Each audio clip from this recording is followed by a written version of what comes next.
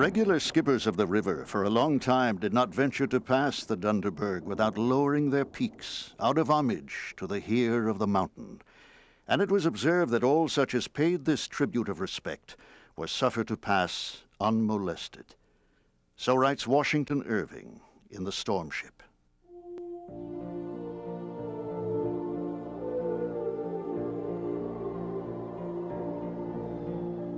If you look at the place names on maps, if you look at the folk tales that were told, all of it creates an aura of superstition about the Highlands. It was a place where there were goblins in the mountains. Winds would come howling through and remind them of ghosts. They'd see snakes, they'd hear wolves. It was a place that people felt a little uneasy.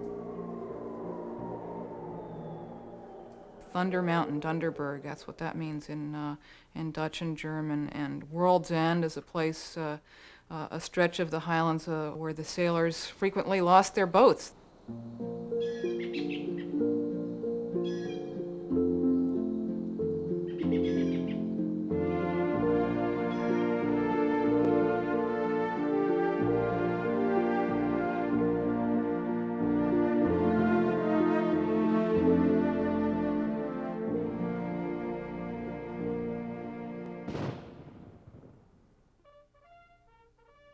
In 1802, on the point of land that forms World's End, a Revolutionary War fortress was turned into a school for soldiers. The early riverboat captains had called this place the West Point.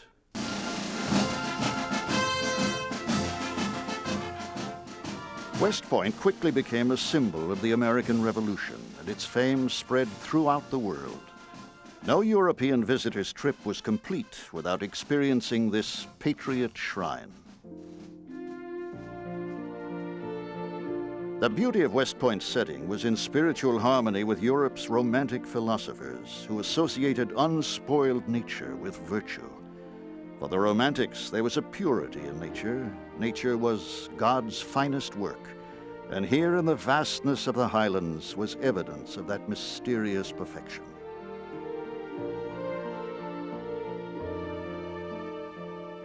Between the War of 1812 and the Civil War, West Point became one of the most important social and cultural centers in the United States.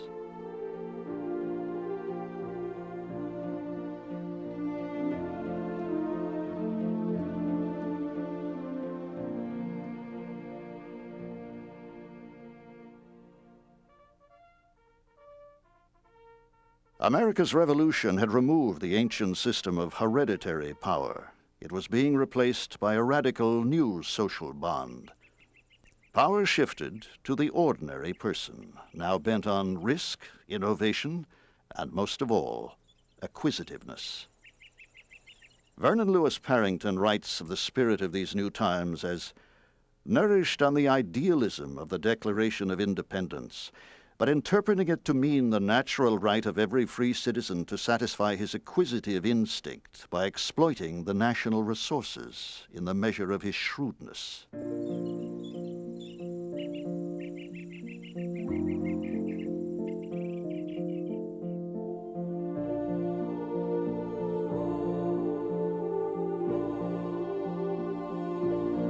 And it was also the age of romance. The Hudson River School of Painting, the first truly American art movement, contradicted the ancient notion that the wilderness was a place of madness, that it was the home of the devil.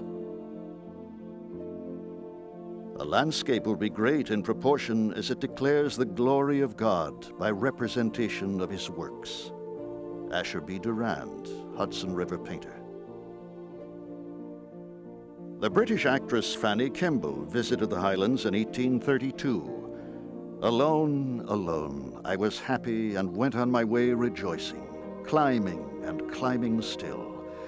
I looked down, and for a moment my breath seemed to stop, the pulsation of my heart to cease. The beauty and wild sublimity of what I beheld seemed almost to crush my faculties. I felt as though I had been carried into the immediate presence of God.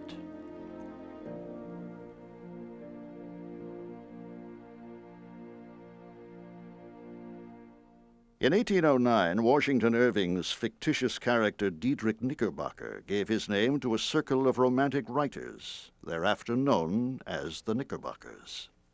These writers and painters shared a common view of nature and of its power to inspire the deepest feelings of the human spirit.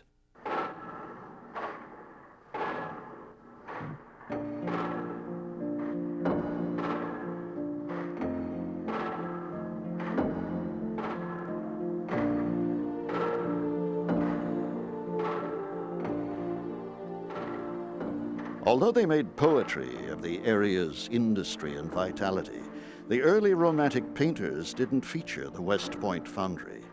It was noisy, smoky, and smelly, and when they showed it at all, they tucked it discreetly into the woods. Located across the river from West Point in the village of Cold Spring, the foundry owed its existence to a near disaster during the War of 1812. Americans, it seemed, needed heavy artillery. In 1818, under the direction of Cold Spring's leading citizen, Governor Kemble, the furnaces began to glow and the big water-powered bellows wheezed into life. In addition to armaments, the foundry made water pipes for New York City, the engine for America's first locomotive, the Best Friend, the locomotive DeWitt Clinton, and, in 1832, the 80-mile-an-hour wonder, the Experiment. Thanks to uninterrupted government subsidy, Cold Spring remained prosperous through the panics and recessions of the 19th century. This success, however, required enormous amounts of charcoal to keep the furnaces going. Also, the great steamers burned wood, approximately 40 cords for a one-way trip from New York to Albany. By the 1850s, much of the Highlands was stripped of trees. To express their spiritual message, Romantic painters exploited artistic license and sometimes filled their landscape with trees that were not there. It was really a time full of ironies. It was a time when people were comfortable, it seemed, with sort of both aspects of this. The industrial enthusiasm as well as a spiritual aspect of nature all seemed to coexist, and it didn't seem to be a problem.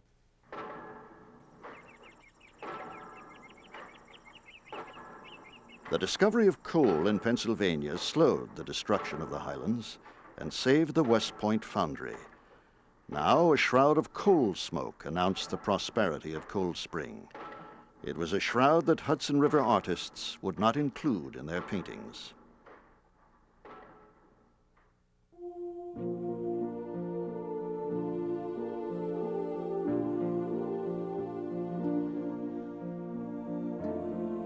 Postmortem photographs, or photographing a deceased person, accounts for the largest group of genre photographs in the 19th century. Infectious disease and frequent epidemics cut the survival rate of children to less than 50% in some places. People were familiar with death. They prepared the bodies of loved ones themselves and expected to do so frequently. Their parlors were used so often to display dead family members that in 1910, as medicine advanced, the Ladies' Home Journal successfully changed the name to Living Room.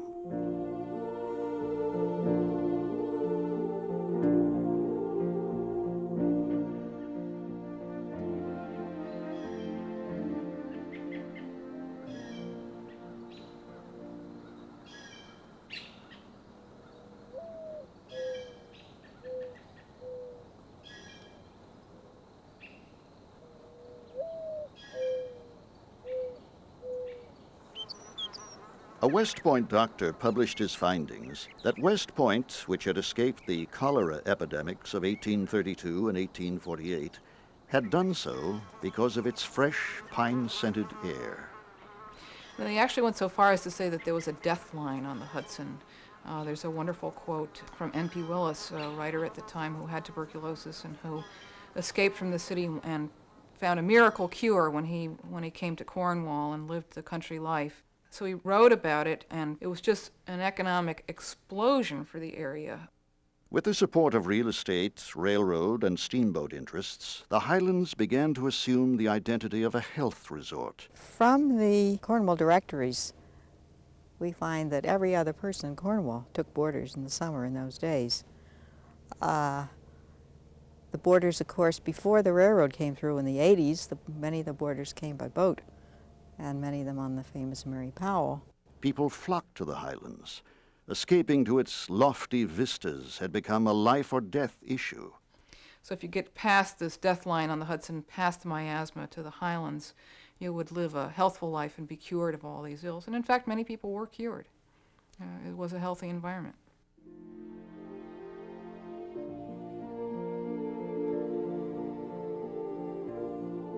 And for those who could afford it, the East Shore extension of the railroad to Garrison in 1848 had made it easy to commute to Wall Street.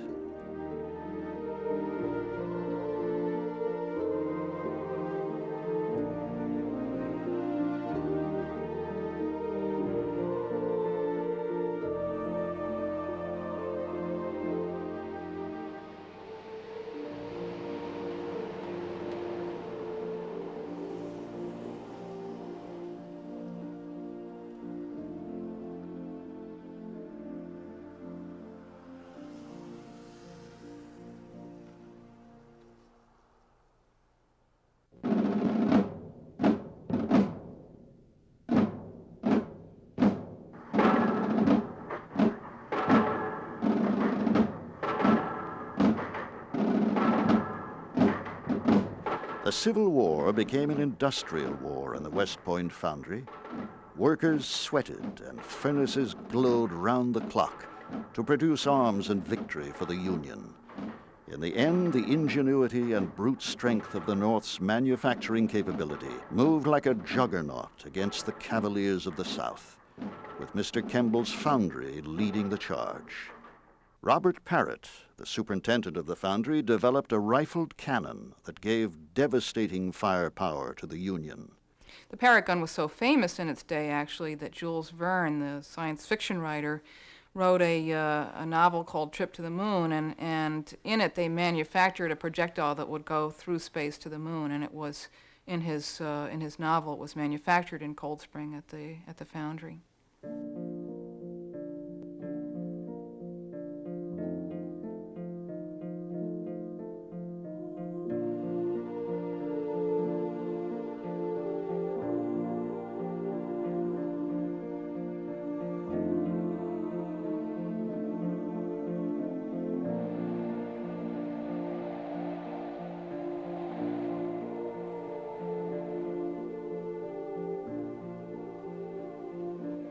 Once, the foundry grounds were filled with workers hurrying to their shifts.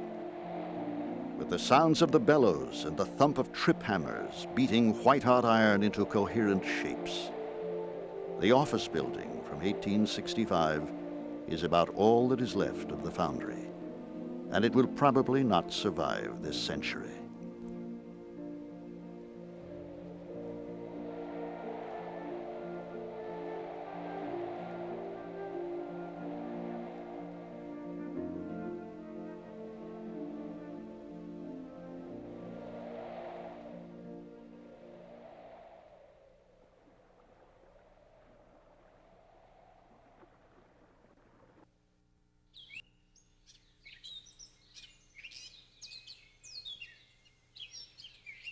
Now that the war was over, the western frontier needed developing, and Americans had just the right tool for the job.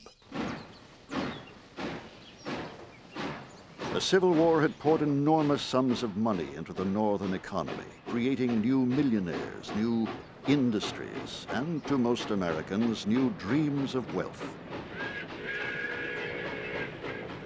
These forces would create a bare-knuckled era of unprecedented innovation and larceny that Mark Twain dubbed the Gilded Age.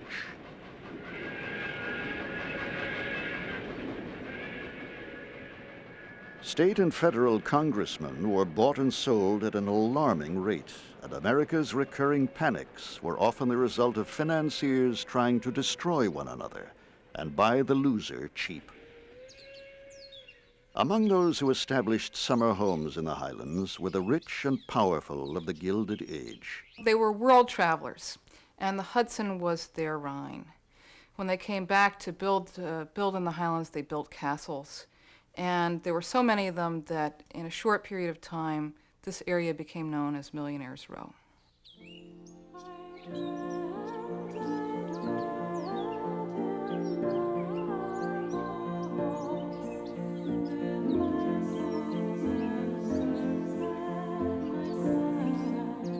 Wealth, technology, and industry began to take on a spiritual force of its own. Space and time were being annihilated, nature controlled, and more people were living better than ever before.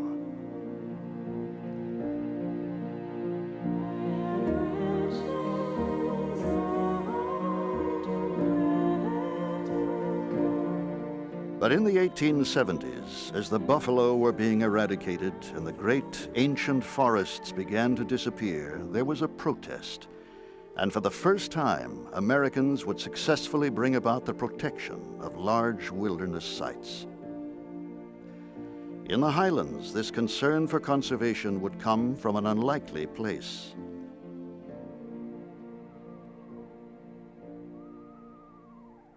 One of the wealthy New York businessmen who brought their families for the season was J. Pierpont Morgan, who became, by 1910, the most powerful financier in American history. In 1872, he built Cragston, an estate near West Point. Edward H. Harriman, a man intensely interested in power, was one of the most ruthless of the bare-knuckled railroad tycoons. He was also intensely interested in nature. In addition to funding an Alaska nature study, in 1885 he bought 7,800 acres near the Highlands to save it from clear-cutting by lumbermen. In 1905 he made his home there, then extended his holdings into the Highlands with 30 square miles of farms and woodlands for the use and benefit of the public. For Bear Mountain he envisioned a park that would provide fresh air and recreation for the urban poor.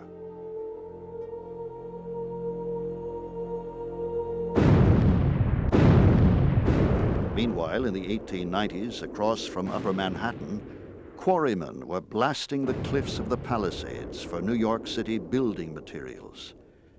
George Perkins, a man famous for inspiring philanthropy in the wealthy, labored for 8 years with prominent friends to bring about the Palisades Interstate Park Commission, which halted the blasting and saved the remaining Palisades. When Sing Sing Prison was going to be located at Bear Mountain, Harriman and Perkins devised a grand plan to extend the power of the commission further north. Harriman proposed to donate 19 square miles of his own estate and $1 million to acquire additional property along the river. Perkins then visited his friends, among them John D. Rockefeller, Jr. and J. Pierpont Morgan. Within 16 days, he had another $1.5 million. With the New York governor's cooperation, the prison was blocked, and the Palisades Interstate Parkway now had jurisdiction in the Highlands.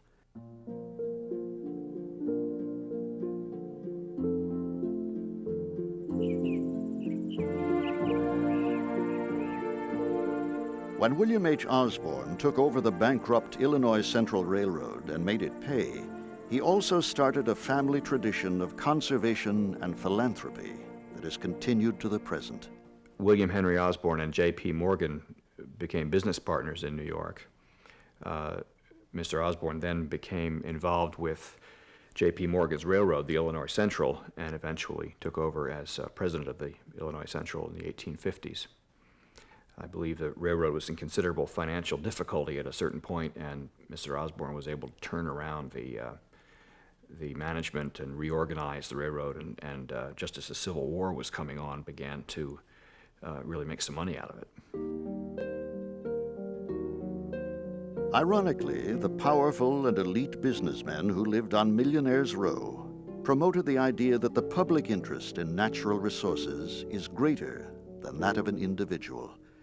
They proposed that government should use its power to protect not only its strategic industries, but also its wilderness. The railroad barons were people who made an enormous profit, and they made an enormous profit from the land. But at the same time, they loved nature with a deep passion, and this was just an aspect of their personalities and an aspect of the times.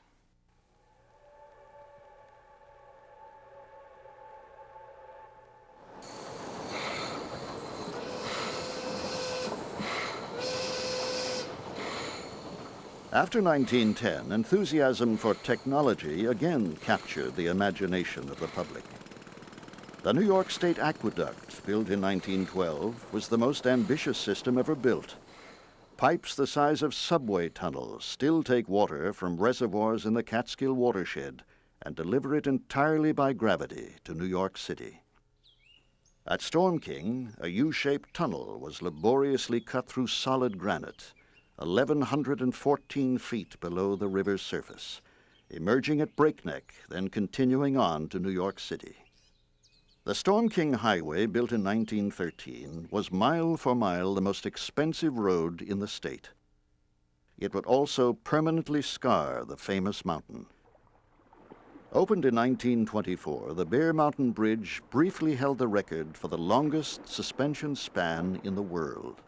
Another interesting aspect of this is that when the quarries moved out of the Palisades, originally they moved north on the west side of the river to Storm King Mountain. And there was some question as to whether they were actually purchasing the most scenic spots with the idea that the state would come in and buy it from them, which in fact is exactly what happened. Well, then they moved across the river from Storm King over to Breakneck Mountain and Mount Taurus and began quarrying there. In 1936, there was a public outcry not heard in the previous 26 years. But the destruction of this landmark was not stopped until the operation shut down in 1944. Hot cakes roasting on an open grill. Got it? In the 1960s, Consolidated Edison's plans to build a power plant on Storm King Mountain sparked a 17-year legal battle that would ultimately shape modern activism and change environmental law forever. Those opposing Con Edison included leading conservationists, writers, and artists, descendants of Millionaires Row, and thousands of ordinary people from nearly every state and several foreign countries. This is the birth of the grassroots environmental movement. Leading the charge was the Scenic Hudson Preservation Conference. In 1980, after nearly 2 decades of bitter fighting, a settlement was reached. Con Edison would abandon its plans for a power plant on Storm King and provide a $12 million endowment to fund research on the river's ecosystem. And you couldn't ask for more than what you've got, so you better fight for it as long as you live. Thanks a lot. The battle over Storm King marked the broadening of environmentalism into a truly popular cause. Growth in the highlands is predicted to be far above the national average. Some fear that the highlands may vanish into one of the largest suburbs in the state. The biggest threat is the new Stewart Airport. With the growth that some would like to see surrounding that airport, unless immediate efforts on planning and protection of open space are done, we're going to see a vast change. So many other places have lost what they had. Perhaps what they had was as beautiful, perhaps not. But here we have something magnificent, and we have people devoted to protecting it. Unfortunately, the argument that people use that we need the residential development in order to broaden the tax base is exactly wrong. Residential development always costs more than saving the land.